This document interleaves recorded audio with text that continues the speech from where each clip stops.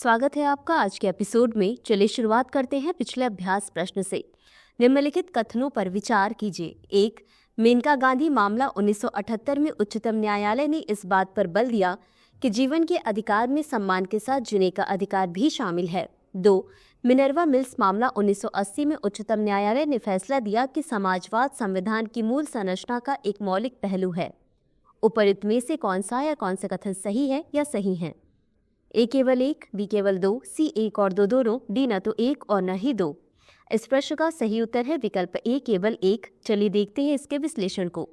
मेनका गांधी मामला 1978 में उच्चतम न्यायालय ने इस बात पर बल दिया कि जीवन के अधिकार में सम्मान के साथ जीने का अधिकार शामिल है, जो सभी नागरिकों के लिए जीवन की उचित गुणवत्ता सुनिश्चित करने के लिए समाजवादी सिद्धांत के लिए आवश्यक है। अतः कथन एक सही है।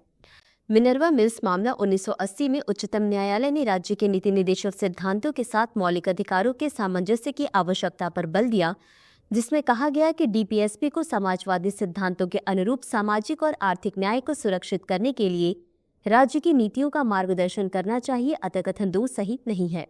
बता दें कि केशवानंद भारती मामले में वर्ष 1973 में उच्चतम न्यायालय ने फैसला दिया कि समाजवाद संविधान के मूल ढांचे का एक मूलभूत पहलू है। तो चलिए शुरुआत करते हैं आज के एपिसोड की पहले प्रश्न से। निम्नलिखित युग्मों पर विचार कीजिए, जिसमें एक तरफ मादक पदार्थों की श्रेणी और दूसरी तरफ मुख्य तत्व या उदाहरण दिए गए हैं। 1. ओपियोइड अफीम, 2. Cannabis hashish. उपर्युक्त में से कौन सा या कौन से युग्म सही है या सही है? ए केवल एक, बी केवल दो, सी एक और दो दोनों, डी न तो एक और न ही दो। इस प्रश्न का सही उत्तर है विकल्प सी एक और दो दोनों। चलिए देखते हैं इसके विश्लेषण को। ओपियोइड अपने दर्द निवारक और उत्साहवर्धक प्रभावों के लिए जाने जाने वाले अफीम जैसे ओपियोइड अत्यधिक नशे की लत वाले होते हैं और साथ ही इनके सामाजिक और स्वास्थ्य पर गंभीर नकारात्मक प्रभाव हो सकते हैं। अतः युग्म एक सही सुमेलित है। कैनबिस कैनबिस सैटिवा पौधे से प्राप्त कैनाबिस का उपयोग प्रायः मारिजुआना, हशीश और हैश ऑयल जैसे रूपों में किया जाता है। अतः युग्म 2 सही सुमेलित है। अगला प्रश्न है, सिंधुदुर्ग तथा विजयदुर्ग प्रसिद्ध ऐतिहासिक स्थल निम्नलिखित में से किससे संबंधित हैं? ए. प्राचीन व्यापार मार्ग, बी. नौसेना जहाज, सी. तटीय किले, डी. चट्टान काटकर बनाई गई गुफाएं। इस प्रश्न का सही उत्तर है विकल्प सी तटीय किले। चलिए देखते हैं इसके विश्लेषण को। सिंधुदुर्ग तथा विजयदुर्ग मराठा काल के दौरान निर्मित प्रमुख तटीय किले हैं, जिन्होंने मराठा नौसैनिक प्रतिरोध में महत्वपूर्ण भूमिका निभाई थी। सिंधुदुर्ग, जिसे समुद्र का किला भी कहा जाता है, का निर्माण छत्रपति शिवाजी महाराज ने महाराष्ट्र के सिंधुदुर्ग जिले में मालवन के तट पर कराया था। विजयदुर्ग, जिसे मूलतः घेरिया उपनाम से जाना जाता था, इसका निर्माण 12वीं शताब्दी में शिलाहार राजवंश द्वारा किया गया था और बाद में वर्ष 1653 में शिवाजी महाराज ने इस पर अधिकार कर लिया था। जीत के प्रतीक के रूप में इसका नाम बदलकर विजयदुर्ग कर दिया गया। अतः विकल्प सी सही है। अगला प्रश्न है, कृषि, पशुपालन और खाद्य प्रसंस्करण पर संसदीय स्थायी समिति के संदर्भ में निम्नलिखित कथनों पर विचार कीजिए। 1. इसका गठन लोकसभा की प्रक्रिया एवं कार्य संचालन नियमों के अंतर्गत किया गया है। 2. इसमें लोकसभा से 21 सदस्य और राज्यसभा से 10 सदस्य होते हैं।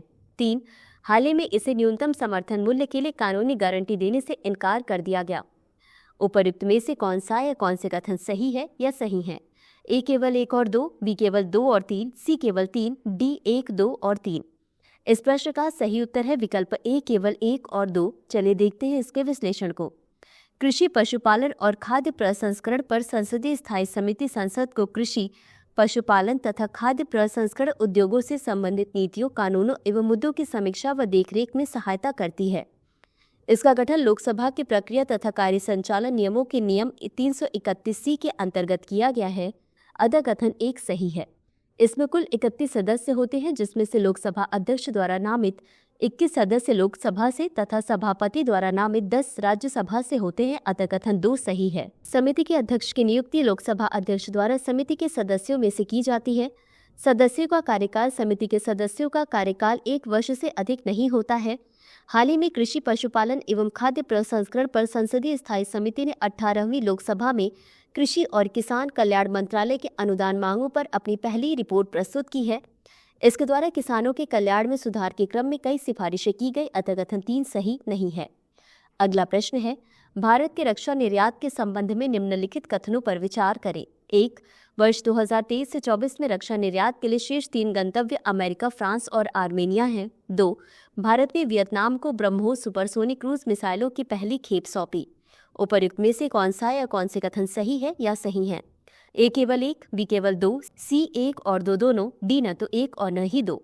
इस प्रश्न का सही उत्तर है विकल्प ए केवल 1। चलिए देखते हैं इसके विश्लेषण को। वर्तमान में भारत 100 से अधिक देशों का निर्यात करता है। वर्ष 2023 से 24 में रक्षा निर्यात के लिए शीर्ष 3 गंतव्य अमेरिका, फ्रांस और आर्मेनिया हैं, अतः कथन 1 सही है। ब्रह्मोस मिसाइलें। भारत ने फिलीपींस को ब्रह्मोस सुपरसोनिक क्रूज मिसाइलों की पहली खेप सौंपी, जिसके लिए उसने 3 तट आधारित एंटी शिप मिसाइल बैटरियों के लिए 375 मिलियन अमेरिकी डॉलर का सौदा किया था, अतः कथन 2 सही नहीं है। अगला प्रश्न है, पैंगोलिन के बारे में निम्नलिखित कथनों पर विचार कीजिए। 1. पैंगोलिन की सभी प्रजातियां विशेष रूप से एशिया में पाई जाती हैं। 2. भारत में भारतीय और चीनी दोनों पैंगोलिन वन्यजीव संरक्षण अधिनियम 1972 की अनुसूची 1 के तहत संरक्षित हैं। उपर्युक्त में से कौन सा या कौन से कथन सही है या सही है? ए केवल 1, बी केवल 2, सी 1 और 2 दोनों, डी न तो 1 और न ही 2। इस प्रश्न का सही उत्तर है विकल्प बी केवल 2। चलिए देखते हैं इसके विश्लेषण को। पैंगोलिन प्रजातियां। पैंगोलिन की 8 प्रजातियां हैं जो 2 महाद्वीपों में पाई जाती हैं। Africa, black belt pangolin, white belt pangolin, giant ground pangolin और टेमिकस ग्राउंड पैंगोलिन। एशिया, भारतीय पैंगोलिन, चीनी पैंगोलिन, फिलिपिन पैंगोलिन और सुंडा पैंगोलिन, अतः कथन 1 सही नहीं है। वन्यजीवों एवं वनस्पतियों की लुप्तप्राय प्रजातियों के अंतर्राष्ट्रीय व्यापार पर कन्वेंशन के तहत पैंगोलिन के व्यापार पर प्रतिबंध है तथा उन्हें IUCN रेड लिस्ट के परिशिष्ट में सूचीबद्ध किया गया है। भारत में भारतीय और चीनी दोनों पैंगोलिन वन्यजीव संरक्षण अधिनियम 1972 की अनुसूची 1 के तहत संरक्षित हैं, जो इसके शिकार, व्यापार या किसी अन्य प्रकार के उपयोग पर प्रतिबंध लगाता है, अतः कथन 2 सही है। अगला प्रश्न है, पेट्रोलियम और प्राकृतिक गैस नियामक बोर्ड के संबंध में निम्नलिखित कथनों पर विचार कीजिए। 1. इसका गठन पेट्रोलियम एवं प्राकृतिक गैस नियामक बोर्ड अधिनियम 2006 के तहत किया गया था। 2. इसका उद्देश्य उपभोक्ता हितों की रक्षा करना, पेट्रोलियम से संबंधित गतिविधियों को विनियमित करना एवं प्रतिस्पर्धी बाजारों को बढ़ावा देना है। उपर्युक्त में से कौन सा या कौन से कथन सही है या सही है? ए केवल 1, बी केवल 2, सी 1 और 2 दोनों, डी न तो 1 और न ही 2। इस प्रश्न का सही उत्तर है विकल्प सी 1 और 2 दोनों। चलिए देखते हैं इसके विश्लेषण को। पेट्रोलियम और प्राकृतिक गैस नियामक बोर्ड यानी PNGRB। इसका गठन पेट्रोलियम एवं प्राकृतिक गैस नियामक बोर्ड अधिनियम 2006 के तहत किया गया था, अतः कथन 1 सही है। इसका उद्देश्य उपभोक्ता हितों की रक्षा करना, पेट्रोलियम से संबंधित गतिविधियों को विनियमित करना एवं प्रतिस्पर्धी बाजारों को बढ़ावा देना है, अतः कथन 2 सही है। अगला प्रश्न है, निम्नलिखित कथनों पर विचार कीजिए। आर्थिक संघ एक ऐसा साझा बाजार है जहां सदस्य देश व्यापक आर्थिक और विनिमय दर नीतियों का समन्वय करते हैं। 2. साझा बाजार एक सीमा शुल्क संघ है जहां सदस्य देशों के बीच उत्पादन के कारकों की आवाजाही अपेक्षाकृत मुक्त होती है। उपर्युक्त में से कौन सा या कौन सा कथन सही है या सही है? ए केवल 1, बी केवल 2, सी 1 और 2 दोनों, डी न तो 1 और न ही 2। इस प्रश्न का सही उत्तर है विकल्प सी 1 और 2 दोनों। चलिए देखते हैं इसके विश्लेषण को। आर्थिक संघ एक ऐसा साझा बाजार है जहां सदस्य देश व्यापक आर्थिक और विनिमय दर नीतियों का समन्वय करते हैं, अतः कथन 1 सही है। साझा बाजार एक सीमा शुल्क संघ है जहां सदस्य देशों के बीच उत्पादन के कारकों की आवाजाही अपेक्षाकृत मुक्त होती है, अतः कथन 2 सही है। अगला प्रश्न है, निम्नलिखित कथनों पर विचार कीजिए। 1. ये काले और सफेद रंग के समुद्री पक्षी हैं जो दिखने में कुछ हद तक पेंगुइन जैसे हैं और अलास्का में सबसे अधिक संख्या में पाए जाने वाले समुद्री पक्षियों में शामिल हैं। 2. ये उत्तरी गोलार्ध के सबसे अधिक गहराई तक गोता लगाने वाले पक्षी हैं जो 600 फीट गहराई तक गोता लगाते हैं। 3. IUCN के तहत यह कम चिंताजनक श्रेणी में शामिल है। निम्नलिखित में से कौन सा पक्षी उपर्युक्त विवरण से सबसे बेहतर रूप से संबंधित है? ए. सामान्य मुर्रे, बी. हमिंग बर्ड्स, सी. कोलंबिडी, डी. फिंच। इस प्रश्न का सही उत्तर है विकल्प ए. सामान्य मुर्रे। चलिए देखते हैं इसके विश्लेषण को। सामान्य मुर्रे काले और सफेद समुद्री पक्षी हैं जिन्हें अक्सर उड़ने वाले पेंगुइन के रूप में वर्णित किया जाता है। ये दिखने में कुछ हद तक पेंगुइन जैसे होते हैं और अलास्का में सबसे अधिक संख्या में पाए जाने वाले समुद्री पक्षियों में शामिल हैं। ये उत्तरी गोलार्ध के सबसे अधिक गहराई तक गोता लगाने वाले पक्षी हैं जो 600 फीट गहराई तक गोता लगाते हैं। इनकी IUCN स्थिति कम चिंताजनक है। यह जंगली पक्षी या स्तनपायी में किसी एक प्रजाति की सबसे बड़ी प्रलेखित मृत्यु थी, अतः विकल्प ए सही है। अगला प्रश्न है, मनरेगा योजना के संबंध में निम्नलिखित कथनों पर विचार कीजिए। 1. इसके तहत केंद्र और राज्य सरकारों द्वारा क्रमशः 90:10 के अनुपात में वित्तीय सहायता प्रदान करना शामिल है। 2. भारत सरकार कृषि श्रम हेतु उपभोक्ता मूल्य सूचकांक का उपयोग कर मनरेगा के अंतर्गत मजदूरी दर अधिसूचित करती है। उपर्युक्त में से कौन सा या कौन से कथन सही है या सही है? ए केवल 1, बी केवल 2, सी 1 और 2 दोनों, डी न तो 1 और न ही 2। इस प्रश्न का सही उत्तर है विकल्प सी 1 और 2 दोनों। चलिए देखते हैं इसके विश्लेषण को। मनरेगा योजना के तहत केंद्र और राज्य सरकारों द्वारा क्रमशः 90:10 के अनुपात में वित्तीय सहायता प्रदान करना शामिल है, अतः कथन 1 सही है। भारत सरकार कृषि श्रम हेतु उपभोक्ता मूल्य सूचकांक का उपयोग कर मनरेगा के अंतर्गत मजदूरी दर अधिसूचित करती है, अतः कथन 2 सही है।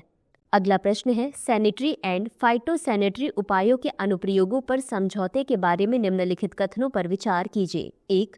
वर्ष 1995 से प्रभावी SPS समझौता खाद्य सुरक्षा तथा पशु एवं पादप स्वास्थ्य विनियमों के अनुप्रयोग पर केंद्रित है।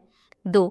यह सरकारों को अपने राष्ट्रीय उपायों को अंतर्राष्ट्रीय मानकों, दिशा निर्देशों एवं सिफारिशों के अनुरूप बनाने के लिए प्रोत्साहन देता है। उपर्युक्त में से कौन सा या कौन से कथन सही है या सही है? ए केवल 1, बी केवल 2, सी 1 और 2 दोनों, डी न तो 1 और न ही 2। इस प्रश्न का सही उत्तर है विकल्प ए केवल 1। चलिए देखते हैं इसके विश्लेषण को। सैनिटरी एंड फाइटोसैनिटरी उपायों के अनुप्रयोगों पर समझौता 1 जनवरी 1995 को विश्व व्यापार संगठन की स्थापना के साथ लागू हुआ।